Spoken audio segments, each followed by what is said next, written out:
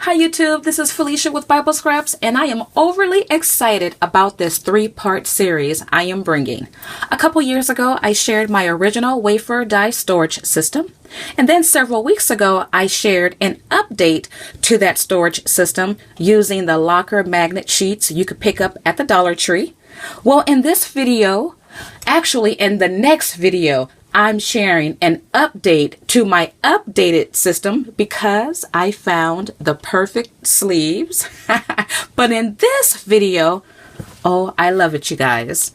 I have created binder storage for your wafer thin dies, done in the style of Anna Griffin. Now, I must admit, the idea of storing dies in a binder, it's not new. Many of you use a similar system. I'm going to share with you a binder I started a couple years ago, but I betcha your binder don't look like this. Look at the beauty as I flip. Yes, it's magnet, you guys. It's magnet. During HSN's 24-hour craft fair last month, Anna Griffin debuted a system similar to this. And of course, she did hers with grace and with style. All of her magnetic panels had a pretty print on it. I think the prints were the same, but you see versatility as I flip through these pages. And of course, I used Anna Griffin paper. Did you even know that you can add paper to your magnetic panels? Well, if you didn't, now you know. This is absolutely beautiful. I watched her presentation and I thought, you know what? And actually, I saw a YouTuber who shared Anna's binder as well. I'm going to link her video. And I thought, you know what? I can make that. I can do it myself. And as you see, I did. For my original storage, I used washi tape to organize by occasion and season. But you can use seasonal papers and themed papers to organize by season and occasion. Absolutely love it. I wanted to keep this binder all Anna Griffin. So I have all of her papers and a lot of these panels, they house her dies. But as you can see, I have dies by other companies as well. Now, because I'm using this binder system, does it mean I'm not using my original storage method? Oh, no. Like you, I have different needs. And so I'm using this binder for larger dies, certain theme dies, and I'm going to use my original storage system for a type of dies. And in my next video, you'll see how I'm using that system for certain dies as well. So this last page has some crosses. As you can see, it started and ended with the cross. The only thing that's not Anna Griffin about this binder is the binder. This binder seems more Heidi Swappish to me. It's actually by the Paper Studio. I picked it up from Hobby Lobby. They didn't have a gold binder in this size. Gold is Anna Griffin's color. But if I find a gold binder, I'll transfer all of these panels to the gold binder. Before I share my tutorial, I want to first point out several things about this system. Anna Griffin's panels are magnetized on both sides, which means you can add magnets on both sides. And though I could have done that, I opted not to. And I'm going to try to demonstrate why. Now, for me, I don't want to carry this big binder to my workstation because it has some weight on it, right? I think I have 15 panels in here so far. What I'd rather do is remove the panel and take it to my workstation. Now, if it's magnetized on both sides, you risk having magnets that fall during the transport process or when you sit it down. Now, miraculously, I haven't had any dies fall. That tends to happen when you're trying to demonstrate something, but believe me, they will fall. And for me, it's not just about organizing in style when you do it the Anna Griffin way. It's about not losing what I organize. And so I opted not to magnetize both sides, but I did test one out. This is a magnetic card that has magnet on both sides. And you see I've used Anna Griffin dies because they're gold. And so far, once again, well, this one just tipped off.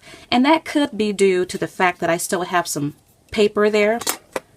But they have fallen off before. And I don't want to worry about losing dies. So it's up to you. You can just magnetize one side or you can magnetize both sides. Well, some of you may be wondering though, it's a waste of space to have all this and not utilize it and not occupy it. Now I have to say for myself, for the fact this is so pretty, mission accomplished. I don't need to do anything to this side because it beats looking at this. However, I'm sure you have seen my little pockets, right?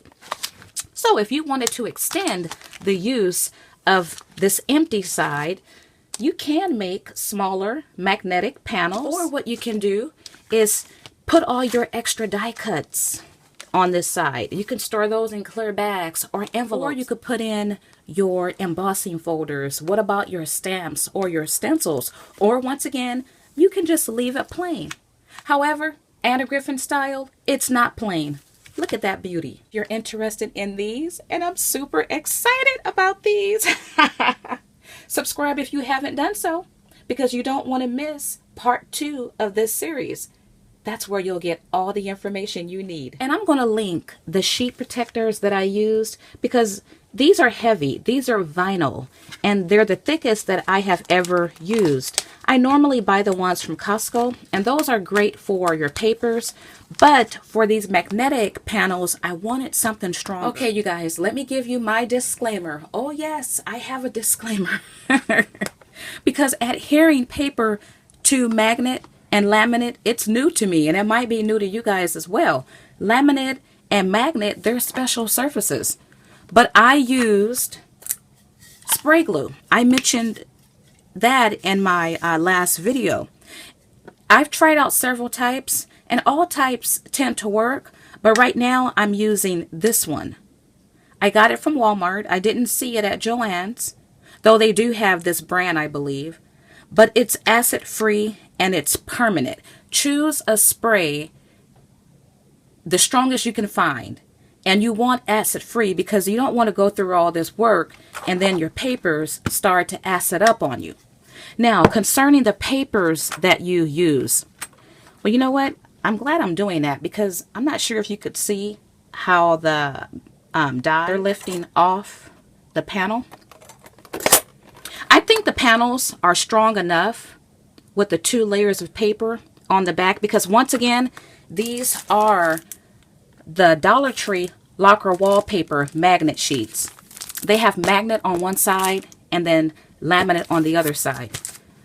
I think it's pretty strong, but if you hold your panel a certain way, you can cause your dies to fall off. So let's talk about what kind of papers you can use. But let me first say, don't do like I did. I was on a roll this last week.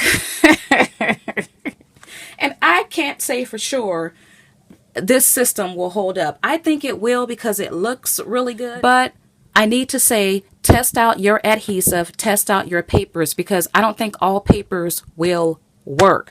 For the Anna Griffin binder, I used her paper, but it was thin paper, not cardstock. And as you can see, it holds dies by all companies very well.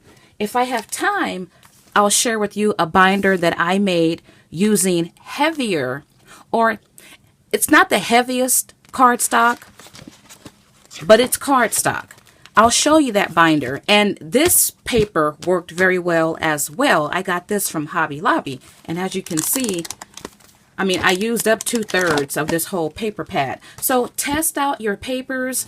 I don't think the real heavy cardstocks will work because you might lose some strength of the magnet. So be sure to test it out first.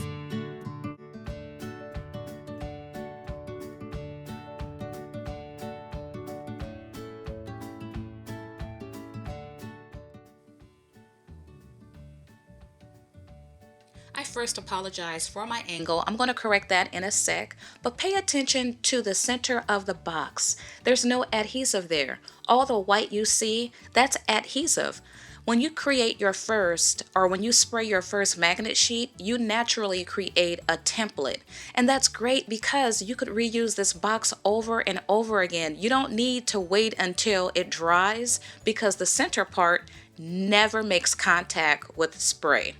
So after you've shaken your can very well and you've given a nice coating of spray, make sure you get all your corners, lay your paper down, press it really good, and then what I don't show is you take it to a counter and rub it down more. But you see here I've created one sheet. I'm going to do it again with the angle the right way. A nice coating of spray. Don't overspray, but definitely don't underspray.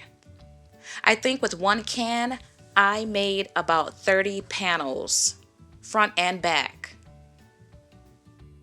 Take your paper, press it down lightly, use your fingers to lift it up, and voila! Now I'm going to trim.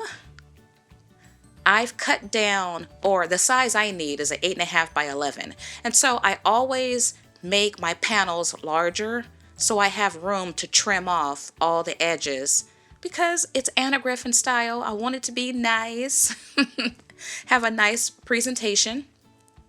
I love this trimmer, you guys. I've had it for ages, ever since I started crafting, and it's holding up so nice. And then you can finish it off with rounding your corners.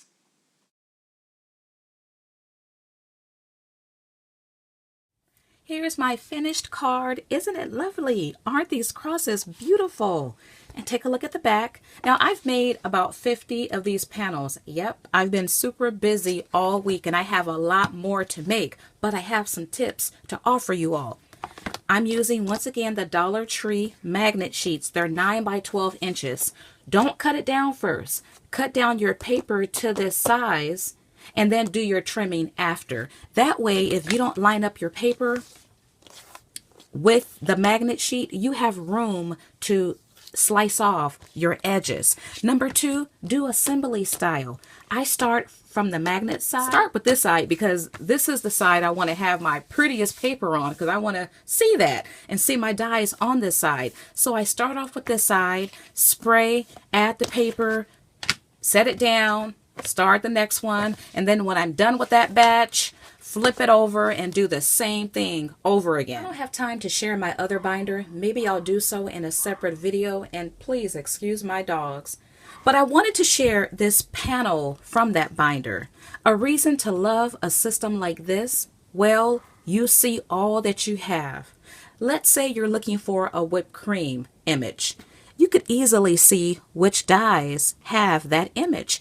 My mind has been going crazy looking for a mini cherry die. I know I have one, but because I have dies here and there and I'm not totally organized like I want to, I don't know which die has that mini cherry. But with a system like this, that won't be a problem in the future. What can I say? I absolutely adore this binder system. It's beautiful, it's functional, and I did it myself. And you know what? You can too. I'm going to link my original video to my wafer die storage.